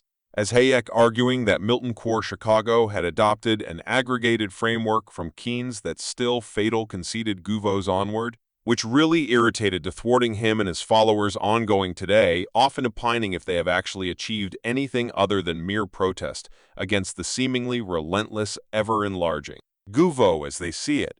But it is not that Ostros have had no impact on wider economic theory in that marginal and opportunity cost and social calculation insights were proven important. But the Ostro business cycle theory is not mainstream econo, well-held, and nor really interested in Ostro economics onward. And although Hayek being not an empiricist, but sort of greater allowed empirical interpretation, thus ensuing to engaging empirical mainstream in treating him as the go-to de facto Ostro-enabling, Hayek enjoying some wider influence, and at least faming to keeping alive the Ostro school, and then helped out furthered by the ever-so-gradual revival of Mrs., since the early 80s to now today, helping Ostro's jigsaw piece themselves back together, forming at least a sizable argument core alternative to Chicago or Keynesian schools of econo thought and advice. And last but not least, turning to the Keynesian school of economic thought, arising from John Maynard Keynes challenging the English Treasury view in 1920s. And interventionary developed further to writing general theory for justifying what FDR Guvo New Dealing pump priming what deficit spending did in attempting to alleviate 1930s Great Depression. And then post-war justified through his advocates for peacetime, justifying Western Guvos for rebuilding planning economies strong enough against Eastern Soviet, fully planned up threats being a real possibility at the time. Ensuing Guvos ever more heating Keynesians, Walter Heller, John Galbraith, and most notably Paul Samuelson textbook, Writing Keynesian Orthodoxy, which soon became an econo given by Western Guvos, providing growth, stability, equality, and full employment throughout Western economies. Up until late 70s, stagflated Guvos began curbing demand-managed Keynes, with Govos adopting from then on more supply-side Chicago. In stressing greater monetary control allying fiscal, which even today Keynesians have to sort of work within or not entirely ignore, as opposed to the superfine monetary tuning allying fiscal that post-war Golden Age Keynesians have implemented. But still, the Keynesian school nowadays, interpretive entertaining myriad factions, groupings, and statist institutions for essentially justifying Guvo fiscal and monetary intervention and regulation. Within the economy as ever present today, near enough is fully formed in all its guises depending on who you ask. As Keynes notably enjoying from '08 crisis plus answering COVID-19 crisis is ever with us and perhaps never truly went away despite the best efforts of almighty Chicago and motley Ostros in trying to curb, thwart, contain, or strangle Keynesianism since the mid-20s. For you surely need not ever ask them who has been the biggest disaster in 20th century and ongoing 21st century economics, ergo an entirely rhetorical question for them, in not needing an answer being already painful enough for them, and liable ongoing and wrestling with his extraordinary legacy second only to Churchill in shaping the 20th century by an Englishman. Can you tell us a bit more about the cast? In the first draft, I concentrated most of the econo-agro and Keynes, Hayek, and Milton characters, but upon internet browsing, deeper researching on finding myriad supporting econs, persuading me above merely adding in lines and viewpoints to their respective bosses, to soon began greater, include or adding them in as characters often specializing in some econo aspect, such as Bitcoin-free banking post-Keynes faction biographer sidekick, and many more. In adding depth for trying to get across that Keynes, Hayek, and Milton are fronting schools containing followers factions, politica hangers on differing often, internally argumentative. As these renowned schools are not monolithic, homogeneous sects in blindly following religiously every word of their respective leaders, who are often more like circus ringmasters trying to keep everyone together, being more so often fractious coalitions defined and held together not by themselves, but by an opposition to their opposing econo schools. And beyond mere casting, vying econs, but myriad politicians, bankers, and assorted media all inarticulate and vivid in arguing their case point of view against each other, back and forth, in conveying greater depth, complexity, and intrigue, rather than solely fronted by a few main characters. Although the very short version focuses on fewer characters, the abridged and even more so yet to be released unabridged version arrays more characters in attempting in articulating arguing more economy, thematic depth, and sophistication. And out of interest, they're robotized doppelgangers. Their lips don't move, hence, if ever made movie I could invite them if willing to do their own voices.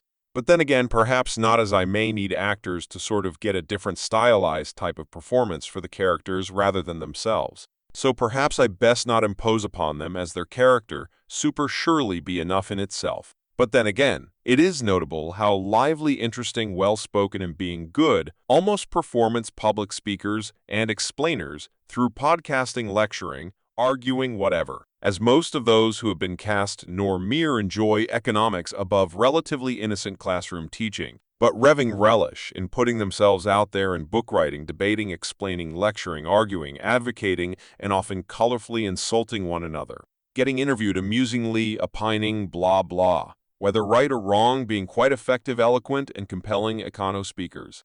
Evidently very comfortable, engaging, almost invariably impassioned about economics and droning on about it, way beyond any normal person or lay observer looking in, such as myself. But having come to increasingly appreciate, irrespective of them being right or wrong in their spoken verve, I can at least acknowledge their energy, air contribution, and commitment to their particular bent or point of view. Evidently is deep felt, endlessly driven for discussing economics without invariably not much profit for themselves.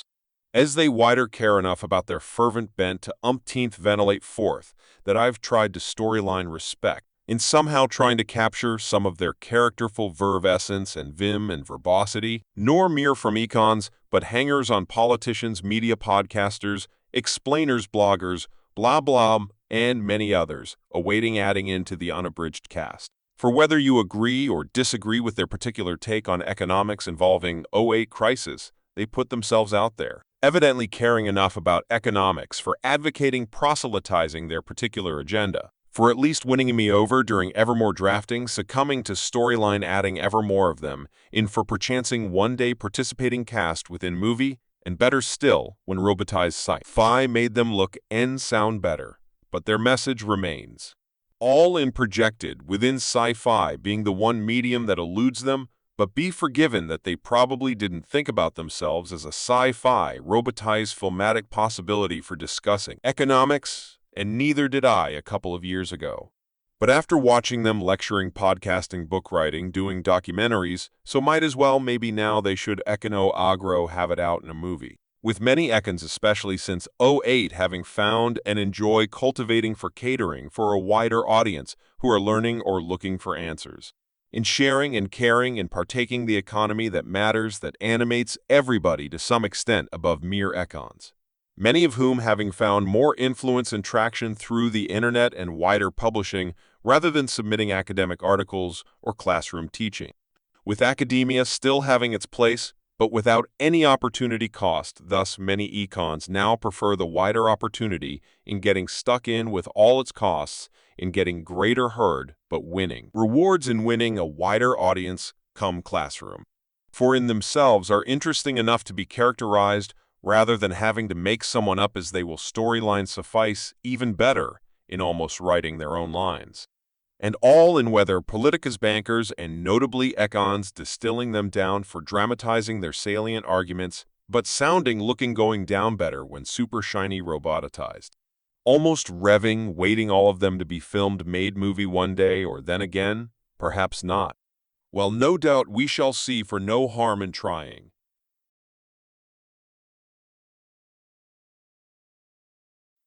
And in summary,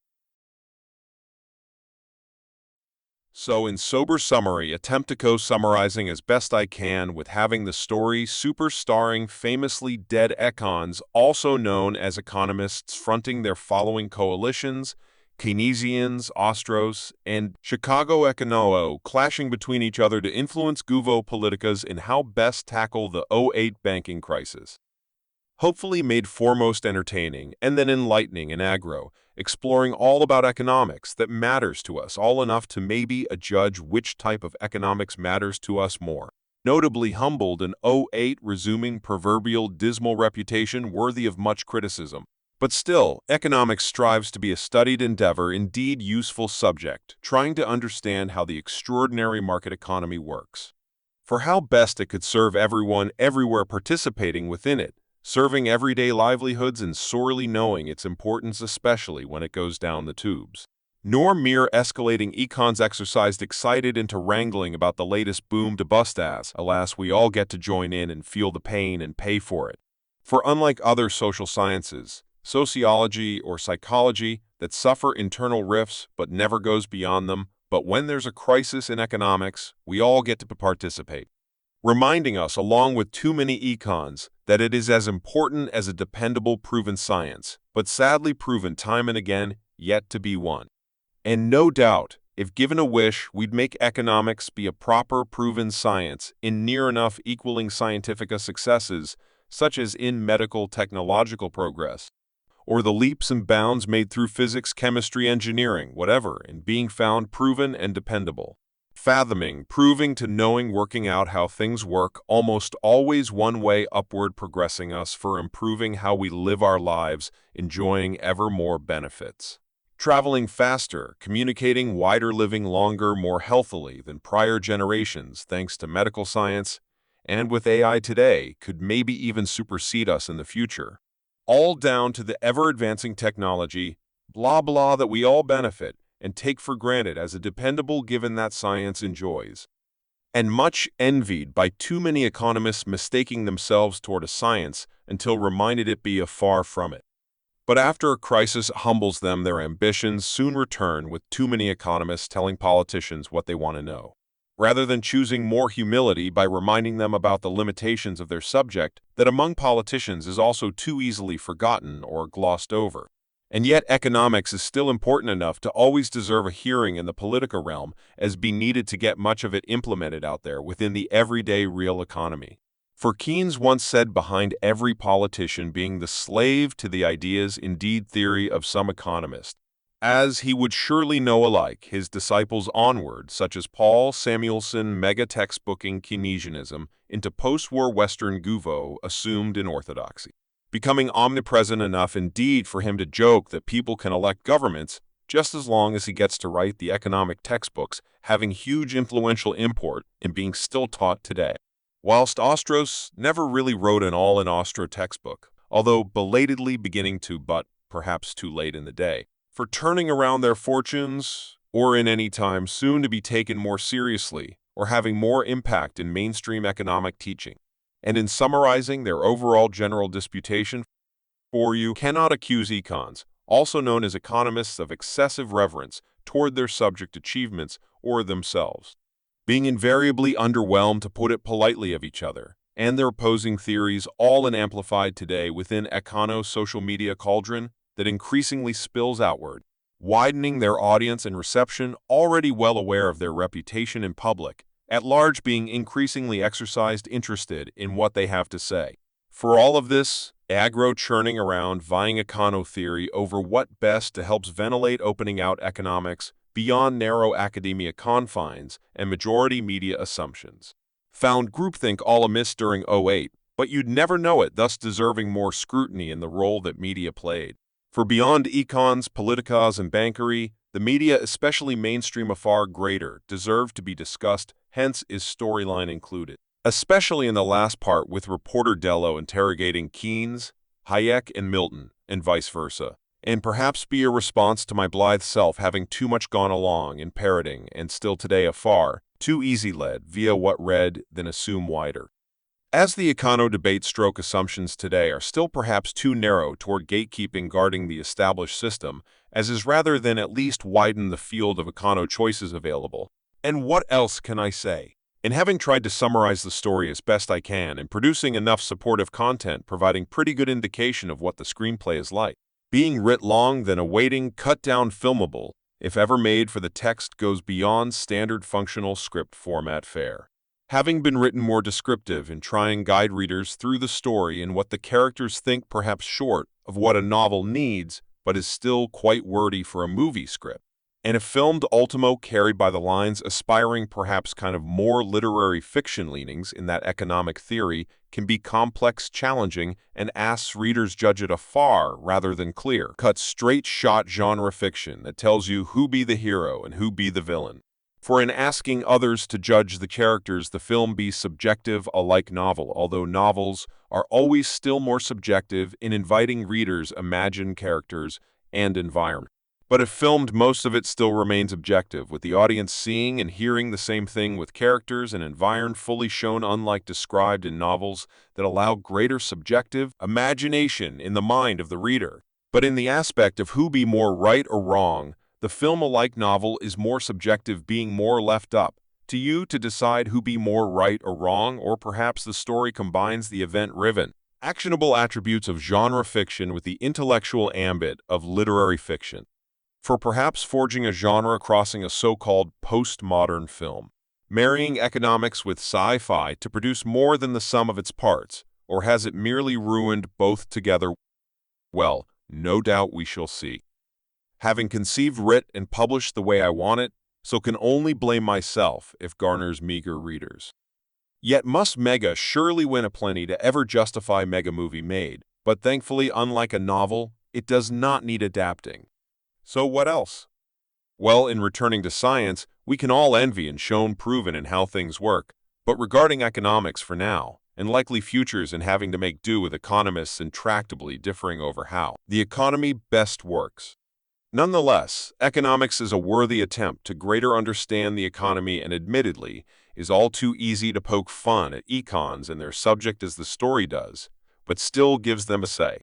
In storyline, putting their case above complete and utter cheap-shot mockery that has a place, but in this instance felt best allow them space to still have their say. And above the gaudy, given of shoddy, messy politica-econo policy-making shenanigans for at least econs, also known as economists' foremost attempt to fathom the economy. For well-intentioned trying yielding richer rewards for everyone if we can dare improve upon it, or trying to understand it better, thus is surely worthy arguing about. And maybe enough to have it out, made movie helping sci-fi greater tackle more socio-politica relevance, whilst mainstreaming econo discourse to be wider heard and adjudged upon. As that be the idea anyway. Through at least by online publishing various editions, thus providing greater flexibility, choice, and variety when done online. Although the unabridged version is not yet finished, awaiting release next year. And for those interested in learning more about this series, you may find the summary of the screenplay of some interest in deeper delving, discussing it further in putting it out there to support the first part of the screenplay. For in being an unfilmed screenplay about economics, one has to go extra in trying to present it as best one can with supportive material that may help garner readership, albeit having to be in the millions if ever to justify to be made movie, but still worthy trying after getting this far. For asking the market to preside and decide, instigated by myself, the author inviting people, potential customers, core readers, in voting for through using their hard-won real money to buy into it being the only way for such a screenplay, through engaging the market process, moreover, in actually being about economics, being entirely appropriate, as all market economists, whether freer market or less so, would no doubt surely agree in allowing the market decide if they should one day be sci-fi robotized. By a chancing jumped up so far unsuccessful, unfilmed sci-fi screenplay writer come aspirant movie director, nor an economist, nor even studied it, but still am lay attempting, however clumsy, fallible, or imperfect, but well-intended, and thought out as best I can, having somehow tried to work out a storyline schema for capturing, distilling econs down ensuing to enabling dynamically discuss their amazing, weird disputation-riven, accident-prone, or for want of other words, undeniably extraordinary, impactful jump-up subject, or dare perhaps even less the subject or economists themselves, but the real economy out there that truly really matters to us all, yet having to star vying economists and their respective schools of competing economic thought. And although researching, reading, and watching them to storyline integrate into the screenplay, I cannot proffer any personal interaction or acquaintance with any particular economist, and no doubt will remain so until finishing the unabridged version next year, to maybe then find out, reach out to truly ascertain if all of this is worth pursuing any further. For unlike books that can suffice themselves by being read, screenplays are obviously writ to being read, then filmed, thus achieving their goal, else no point in writing them. Therefore, if meager read by paltry few would suggest it be unworthwhile to write the series any further, ensuing, no longer worrying econs, politicas, bankers, media, investors, whoever, wherever, of risking becoming robotized. So for now, farewell. And if not already, pray check out the free content involving the first part of this Zaggle Zooogle series, having made quite a lot of free stuff thrown out there that you may find worth viewing after getting this far all the way to the end. And having hereon discussed the screenplay slightly differently, in trying not unduly repeat what I already said in from script to film that you may have viewed, so thanks for watching. And in now, finally finishing through adding that good old proverbial proviso, as what has been discussed here and in any other Zaggle Zooogle content should not be taken as investment advice or a plug for any particular econo school of thought or in any way take a particular course of action. Other than, of course, if now so intrigued, then pray do not be shy or in any way shirk your responsibility come extraordinary opportunity for checking out the first part of this sci-fi econo screenplay series, only available online at the moment in various illustrated and non-illustrated editions in print, ebook, and audiobook, and providing as wide a choice as possible. And pray remain rest assured that no innocent children, animals, bankers, or their bonuses, hapless politicians, financial journalists, and above all, vainglorious economists starring their theories were in any way harmed during the making of this or any other Zaggle Zooogle content. For can science fiction have a say in amplifying economics to engage, dare, entertain a mass? Or is it, as conceived in this particular guise, a roboticized step too far? Well, admittedly, 'tis a long shot, yet worthy trying for finding out and having nothing to lose. But for now, farewell. And pray forgive me for droning on perhaps a little too much about Ostros regarding Bitcoin, as it is currently gnawing at my furtive script-writing impressionable mind. Through fitfully trying to integrate its present-day discourse and possible future economic implications into the story, especially in the unabridged version, enabled to be more econo-thematically complex, expansive, and deeper. You know, despite arising after 08, it would be a shame not to discuss Bitcoin as the saga explores economics, moreover monetary economics, thus surely ought include Bitcoin.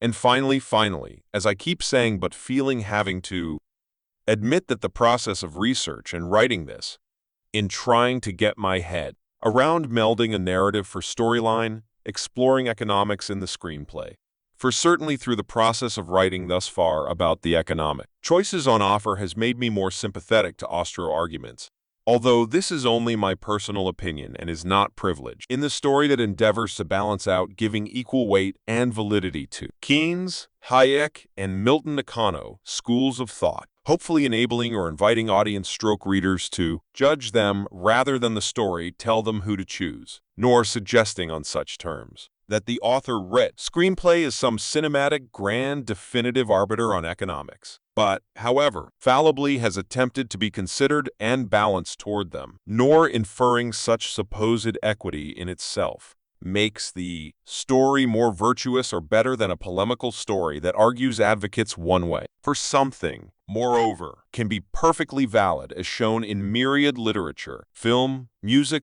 or books, whatever the art form or media.